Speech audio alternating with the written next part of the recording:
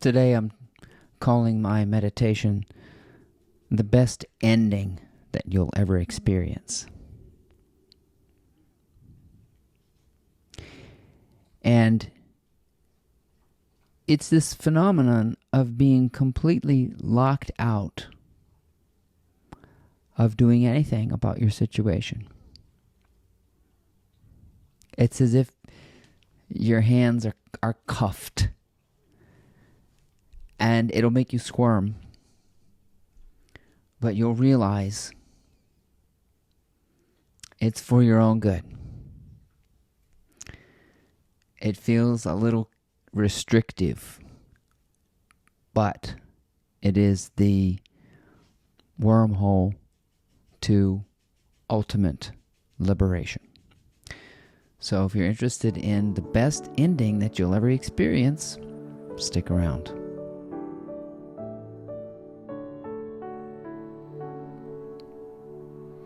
I'd say that the illusion of control is the hardest one to recover from. Especially if you're like me and you are a meddlesome Marvin. You know what I mean? You got your fingers in a lot of things. You don't like things to be disorganized. And we couch this as OCD or type A personality, but all of these things are just a basic distrust. You don't trust that things can work out without you needing to futz around with stuff. It's a bit like taking a obsessive compulsive person and totally putting their life in disarray and forcing them not to futz with it. Don't pick on it. If you've ever had a compulsive habit, like biting your nails or doing things that seem to have control over you, you know how hard it is to leave it. Don't bite your nails. Don't pick on it. Don't rearrange it. Don't make sure that, don't go and tidy up the corners because you're afraid. You see, it's that feeling that if I step on the crack on the sidewalk, something bad's going to happen. So these are all these weird compulsive things that we have. And when it comes to our situations, like bills and health scares and all these things, we are too consumed with it. And life has a way of removing you from all of that and painting you into a corner which seems like you can't do anything. I mean, you could do something about it, but it doesn't feel right. And so you struggle. Do I make it happen? Do I force it? And you know damn well you can't force it. It would go against what you know to be true and right. So there is this feeling of if you're obsessive compulsive or type A, or you got to get it off your plate, or you got to push it away, or you got to erase it, or whatever, you'll get the heebie-jeebies because you can't do anything about it. You know, if you're like me, I'm the kind of person that's with it. My act is together. Your act is not together. You're not holding yourself together. That's an act. The act of you getting your act together is the biggest trick in the book. You're fooling yourself into thinking that your job is to run the universe. And we can understand that on a grand scale, but you know what? Your job is also not to run your life, and not to run other people's lives, and not to run the weather, and not to run away from the debt collectors, and not to run away from the diagnosis, and to not be afraid of checking your bank account when it's overdrawn, not to be afraid of looking in the mirror, not to be afraid of looking at the scale. It is simply just to be okay with the tattered corners,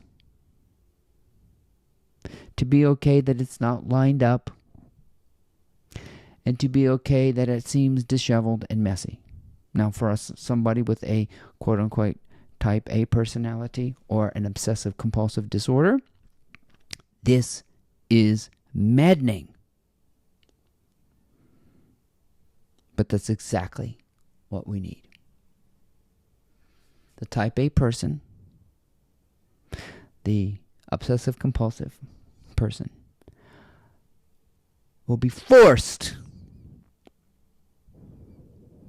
to trust in the messiness, the delays,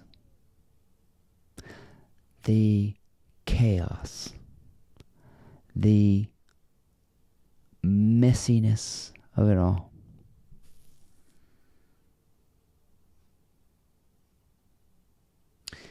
And that gives you a chance to organize yourself, to calm the hell down, basically, and to stop with this obsessive distrust of everything, everyone, and even yourself. Because that's really the last stop, is you can't trust yourself. Maybe you won't be able to pay your bills. Maybe you won't be able to turn this health situation around. Maybe you won't be able to find a job. Maybe you won't be able to get a partner. Maybe you won't be able to recover from this anxiety. Maybe you won't be able to beat this addiction. You see, there's always the fear of death.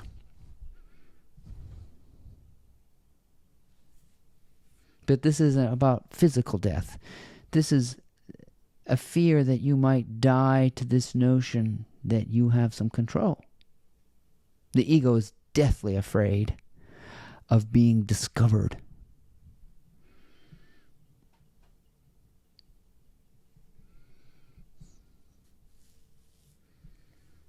But it's time to stop pretending, you see. It's time to come out of the closet. It's time to admit that you're not doing it. It's being done. And the ego just won't let go. You just won't trust it. It's too messy. It's not on my timetable. The corners don't match up. Oh, gotta fix it. And the more you try to fix it, the more you obsess and compulse, and the more you type A over it, the further away from it you become.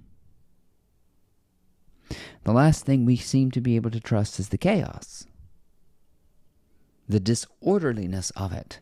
And the reason why it looks disorderly is because you're too small to see the big picture.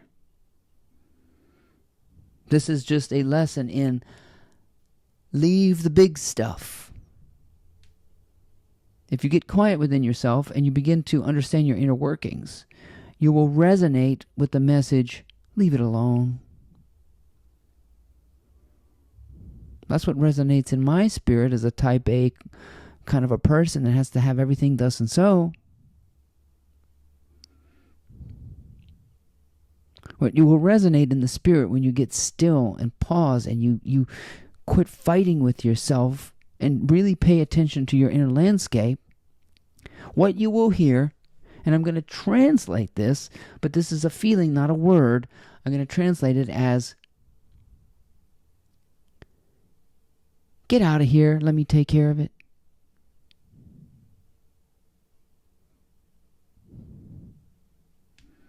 You don't remember that bothering mother when she was trying to do something? Mom was trying to mop the kitchen. Mom was trying to get everything taken care of for you. Or Dad. Go out and play. Go do your thing. Leave. I'll take care of it. This is an understanding that you can parent yourself without being a meddlesome Miranda. Without having to have everything thus and so. That it will take care of itself. Now that is what that means. What is it will take care of itself? That's hard to know. Because that's you. You will take care of it.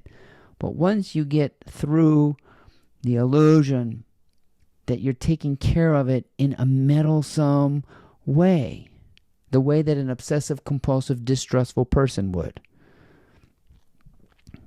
Well, if you want anything done, you got to do it yourself. It's not that. It's that to allow it to be done through you. On its own timetable and its own rhythm. It's turning yourself over to nature. What does that mean to turn yourself over to nature? It's to give up on thinking everything must be thus and so. Everything has to be organized and tidy, and the corners have to meet, and I have to pay my bills on time, and this has to happen at this time, and this, and this, and this, and this.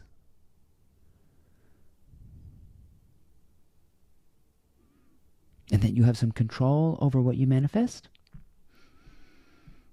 One of the things that frustrates me about people who so-called teach manifestation is that they never teach us how to manifest control.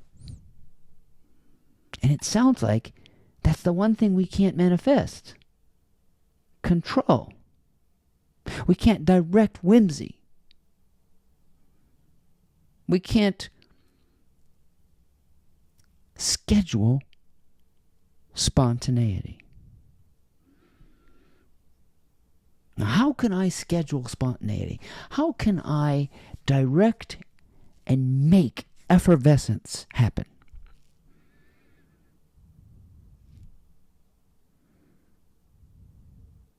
To give yourself a deadline? To make it happen? Who are you fooling? And that only adds to a sense of distrust.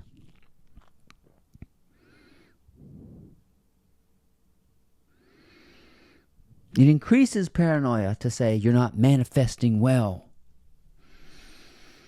What we want to do is decrease paranoia. That's all. How do we decrease paranoia? Is to sense that something goes before me, but is me. Something is higher than me, but is me. Something knows more than me, but is me. And that part of me that wants to tidy the corners, demand that it happen, obsess and stew about it, won't be listened to, won't be honored. It's me that must be compliant. With that part of me that moves slower, with that part of me that's completely organized, and that part of me that must trust the so-called chaos. That's when it comes to an end. When I stop futzing with it. When you stop futzing with it, stewing, demanding, and you put an end to it once and for all,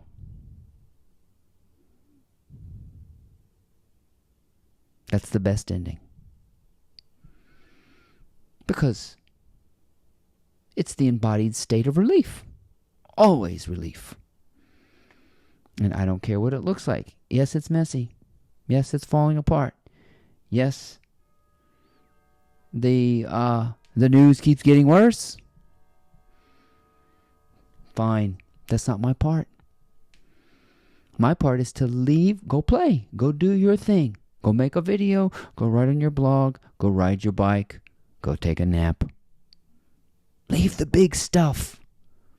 You don't know enough to take care of the tattered edges. You don't know enough about that. My part is to play, to trust. That's a good one. To trust. That's your part. Your part is not to meddle and do and fix and demand. Your part is to trust. Your part is to play. Your part is to be kind. Your part is to be patient. And leave the big stuff. But the obsessive compulsive person can't leave the big stuff. They can't leave well enough alone. They keep meddling around in it, making it worse, under the pretense of tidying up, getting it off the plate. It'll always be a mess to the ego. That is, until you put a stop to it. You relax. You let it be like it is. The minute you stop futzing, holding, clutching, demanding,